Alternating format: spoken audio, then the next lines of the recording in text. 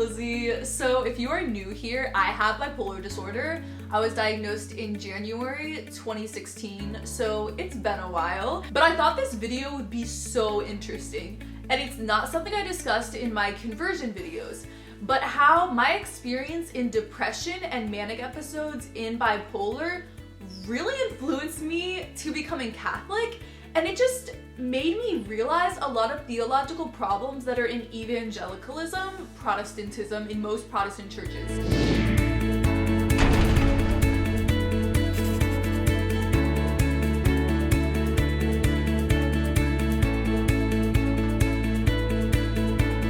So I've made so many videos. I'm just gonna link a playlist that talks about this whole issue of me not wanting to be a Christian and my depression, all of that. When I was in depression, it felt like God had abandoned me. And I just think in general, evangelical churches, Protestant churches, focus more on emotion than Catholicism does.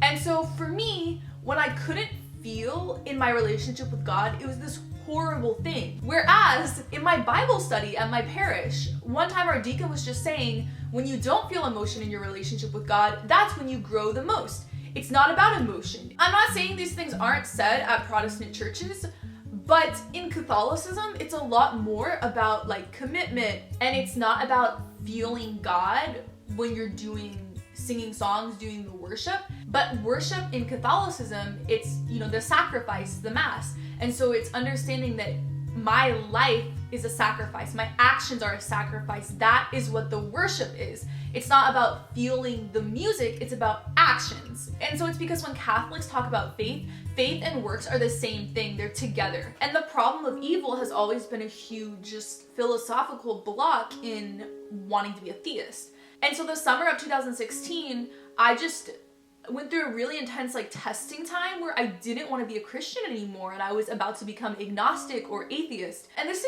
doesn't necessarily have to do only with mental illness, but just suffering in the world in general. Because there's a lot going on during that time. It was the Orlando shooting. Christina Grimmie was murdered. I just read a memoir about North Korea and the oppression there. I just read this thousands of word essay by the girl who was raped in the Stanford University trial around that time.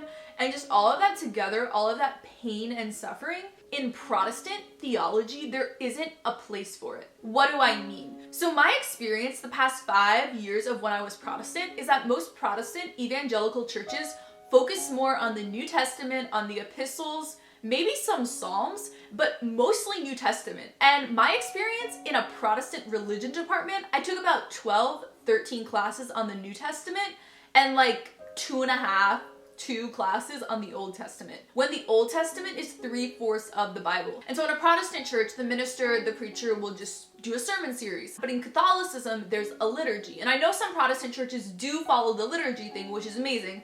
I was not part of those churches. I'm talking more of evangelicalism. With the liturgy, you're getting 2 Old Testament readings, 2 New Testament readings, every single week. And so you're going into the Old Testament, you're reading from the Old Testament the entire year. This is something else. We discussed this my sophomore year in my biblical interpretation class, how in Christianity, we only focus on the love of God. We don't focus on fearing God or the judgment of God. We don't focus on sin enough. We literally had conversations like this in my religion department. Just the way we view God, we've almost watered down Jesus. So when I was going through this time of not wanting to be Christian anymore, my Bible I'd had for the past year, I barely read the Old Testament just because we weren't focusing on that in sermon series, in Bible studies, in my religion classes. Instead, it was only on the New Testament. And so I think you really need the Old Testament. You need the history of how God has worked in the lives of his people. You need the Psalms where David is lamenting, complaining to God. The prophets, Job, there's so much of the Old Testament where you're allowed to question God. You're supposed to question God. You can get angry at God. You can curse out God. That's what the Old Testament is for. And so something I also experienced growing up, so many people just felt like they couldn't doubt God or they couldn't be angry at God. And that's because we don't have enough focus on the Old Testament. That should not be happening. It's so clear in the Old Testament that it's healthy and normal to get mad at God, to question him, to curse him. That's in the Bible. And so again, in the liturgy in Catholicism, every time you're reading an epistle or a gospel reading, you're connecting that back to one of the Psalms, to a verse in the Old Testament. You're reading the New Testament in light of the Old Testament. And so in the early church, they read the Old Testament so much. The New Testament was compiled hundreds of years after the church was established. And so they would read the Old Testament during Mass. And you can read commentaries of the church fathers, they were obsessed with the Old Testament. And so now when we're reading the New Testament without church tradition, we don't read it in light of the Old Testament as much. Instead, we're like, let's look at Greco-Roman culture. Let's look at Greek etymology in the 1st century. The historical critical method of interpreting the Bible, when you apply that to the New Testament, you're severing that from the Old Testament and from Christian tradition, which has interpreted the New Testament in light of the Old Testament. And so connecting this back to my experience in depression and just seeing suffering and evil in the world, if you focus a lot on the Old Testament and that's a core part of your theology, you're gonna be like, wow, God abandons his people for hundreds of years. They're suffering, being oppressed by the Babylonians and Assyrians and the Egyptians, but they're staying faithful to God, remembering how he's intervened in the past. It's also just really clear in the Old Testament that it's this collectivist mindset where God's saving his people as a whole. It's not about the individual. And just in the Psalms, the early church was obsessed with the Psalms. Anytime one of the psalmists is crying or complaining to God, dealing with something, struggling, they say, but God is faithful. Look at all the ways God has worked in the past. And so that type of theology, I think, is really, really necessary for helping people who have a mental illness, a terminal illness, who have had a death in the family, who have PTSD, who have experienced something really violent, who have been sexually assaulted. We need the Old Testament. And like what I was saying, where we were saying we don't focus on the judgment of God, the fear of God, only the love of God. When something really evil and awful has happened, we need the judgment of God. We need a robust belief in hell. I mean, I've heard people say, oh, if you're raped, just forgive your rapist. No! In the Psalms, it talks about wanting heaping coals on their head. And so we're allowed to express our emotions fully to God. And also being connected to the tradition of the church really has helped me. When I was Protestant, I did not care about church history at all. I was actually mad that I had to take a church history class for the religion major. I didn't want to take it. But recently I read The Church History by Eusebius. This is one of the best books I've ever read. And it goes into depth on the first few centuries of the church. And there were so many martyrs of the early church. There were so many Christians being killed in horrific ways in the Colosseum, being crucified, being burned alive, having their head chopped off. Reading this book and just knowing that throughout Christian history, so many Christians have had to die for God. God has let them die, be martyred. That really, really helps have a healthy suffering theology. And so a lot of people will see something horrible happen in their life or experience a really bad mental illness and be like, where is God? Why is God not with me? But the Catholic and Orthodox churches have feast days for saints who have been martyred. That's just a huge deal. Being connected to the tradition, you understand that so many people have been martyred for God. And after I read this book, I realized I'm never gonna question God's existence again because of the problem of evil. Because I understand in the early church, they were chill with God letting them die. Obviously they weren't chill with it, but it wasn't something where they're like, where is God? God's not showing up. And so not only Christian tradition, but also the Jewish tradition, like I was explaining, where in the Old Testament, God abandons his people for hundreds of years at a time. And so I think you need the stories of the Old Testament to have a healthy faith. And also focusing on the crucifixion. At first, I thought it would make me feel really guilty all the time. Just having a crucifix in the church was just shocking to me as a Protestant. When Jesus was on the cross, he quotes a psalm, my God, why have you forsaken me? And so he's referencing everyone to that psalm. And it's the feeling of not feeling God's presence. And so that's how I feel in depression, where I feel disconnected from God. I don't feel his presence. And so focusing on the cross makes me realize that even Jesus, even God, when he became a person, experienced that same emotion. And so it really, really helps me at Mass when I'm in depression to look at Jesus on the cross and know that he perfectly understands my emotion. But also Catholicism, just in general, they emphasize actions over emotions. And so that's really helpful when I'm in depression. And so last month, my bipolar was really bad. And there were a few weeks where I was sleeping 15 hours a day. So I would sleep through Mass in the morning. And then I wouldn't want to go to Mass because I was in such deep depression. I had zero motivation, no energy, I was exhausted. But I remembered that in Catholicism, it's a mortal sin to not go to Mass because that messes up your spiritual life when you're not consistently recommitting your life to God. And so the fact that that is a mortal sin, it's not like, oh, you're so awful, you're so guilty, da da da da. You know what I mean? It's not a guilt thing, it's just objectively, you're hurting yourself spiritually. You're sinning against yourself when you're not going to Mass. Something else is that my love language is physical touch. And so knowing that Jesus died so that we can take real presence communion and being able to tangibly experience that, it's something that I know when my bipolar is really bad, that will be extremely comforting. Something else, I've talked about this in so many videos, but how as humans, we're just animals. And so we need like physical reminders to keep believing in God.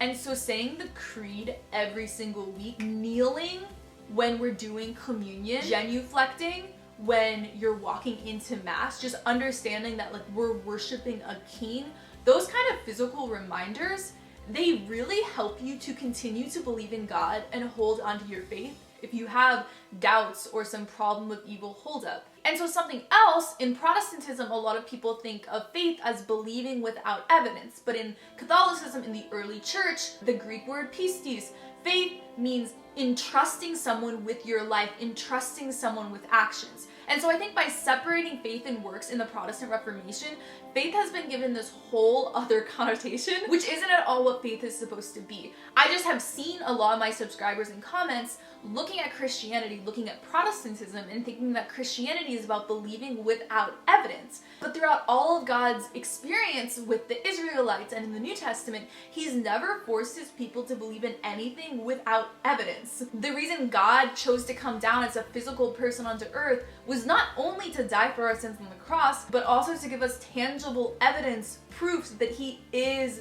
God. And so through my YouTube channel, I've just seen so many people commenting, having a similar experience as me, where they don't want to go to church anymore because they don't get anything out of it, or they want to stop believing in God because they've had such a bad experience in depression. And I think Catholicism literally fixes that. Just because it's not about an emotion, it's not about believing without evidence, it's about actions and physical, tangible things. I was realizing all of this a year ago though. I was looking back and realizing that problems in Protestantism were why I wanted to stop being a Christian. And I think that Protestantism has led to atheism. I don't think it's a coincidence that in Europe and in America, people don't care about God anymore, don't believe in God anymore. Separating faith and works, getting rid of all these physical elements of the Mass that help people to keep believing, like just getting rid of Christian art, getting rid of icons and statues. I'm not at all saying that we need to manipulate people into believing in God, but I just think a lot of people who have left the church, who are agnostic, haven't even looked into the evidence of the resurrection, of the historical person of Jesus. And so I just think emotionally it helps us to keep believing by saying the creed every week, by kneeling before God, understanding that we're worshiping our Creator, by having icons and statues, crucifixes of Jesus on the cross. All of that just helps us to keep believing in times of turmoil. Something else related to mental illness. So Catholicism created science in the Western world. It was Catholics who created hospitals, who made a lot of discoveries into modern science. And so Catholicism has never had an opposition to medicine. I'm not saying all Protestant churches do, a lot of them don't. But my experience as a YouTuber is I constantly get comments telling me to pray away my mental illness. Catholicism is pro-healthcare. I mean, if you drive around, every other hospital is named after a saint because they're Catholic hospitals. Since the beginning, Christianity has always been really into taking care of the sick and into medicine. Catholicism accepts evolution. There's not a dichotomy between the physical world and the spiritual world. Science is seen as a good thing. Popes have promoted science. And so that's something too that I just get really, really frustrated at, how so many Christians see depression or anxiety or bipolar as something that's a spiritual problem. In Catholicism, spiritual and physical kind of go together. There's not a dichotomy between science and God. Something else is that I was very hypomanic when I was researching into Catholicism. It's kind of why I researched into everything so intensely, converted so fast, because a year ago I was not taking my bipolar medicine. So when I'm more manic, my mind is just sped up. I don't need to sleep as much. I just get really like obsessed and intense into things. So researching Catholicism became like one of my manic like projects kind of thing. And so every night I would spend several hours reading and writing. I remember one weekend I wrote out like 10,000 words of my thoughts on kind of what I was discussing, where evangelicalism doesn't focus as much on the Old Testament and theology of suffering, all of that. I just like started typing out all of my thoughts one weekend, like 10,000 words, and just reading so much, and my mind was just making all these theological jumps and connections. Sometimes it's just weird manic stuff that doesn't even make sense. But when you're hypomanic, it's actual logical things that make sense. And so I was making all these connections between problems I'd had in Protestantism, things I've seen as a problem in evangelicalism, how Catholicism could solve it, kind of like that. Like I started seeing connections between everything and just connections of theological epiphanies I'd had through the years, but I had never connected to being problems with Protestantism. And also when you're manic, you can fall for a guy really fast. Like you can fall for someone faster than you normally would, and you'll feel like you're in love with them so fast. So for me, it was kind of like that with Catholicism, where I just fell for it so fast and was just so intense intellectually researching into it. I was just like obsessed with it. And when you're manic, you're really, really emotionally trusting in a way you normally wouldn't be. So if I had not been manic then, I don't think I would have been able to do this because I'm so scared of Catholicism. And so I was more trusting because I was in that hypomanic state and off meds. I also wrote a whole memoir on Catholicism end of last November when I was really manic. So I literally wrote a book on Catholicism when I was manic as well. I don't really know how to explain it, but hyper-spirituality, you're just really intensely interested in the spiritual and you're praying so much. And I was just reading my Bible for like 2 hours every morning, and because of that I was seeing Catholicism all in the New Testament in a way that I wouldn't have if I hadn't been reading so much, reading so fast. So it worked out really well that I wasn't on meds last year. I'm glad it got me to where I'm at. I don't at all recommend not being on meds. I mean, I'm on 3 meds right now and I'm manic right now. So you'll always have breakthrough symptoms with bipolar even when you are medicated. I'm gonna link below my playlist to all my videos about bipolar disorder and depression. I've made over 50 videos on mental illness on this channel. And if you're interested in my Catholicism journey, I'm gonna link below a theology playlist of all the videos that talk about my conversion and my thinking and how my thinking has changed through the years. Those are all my thoughts on mental illness and Catholicism, and how I just feel so much more spiritually healthy in Catholicism than evangelicalism when it comes to dealing with my mental illness. I love you guys so much, and I will see you in my next video. Bye!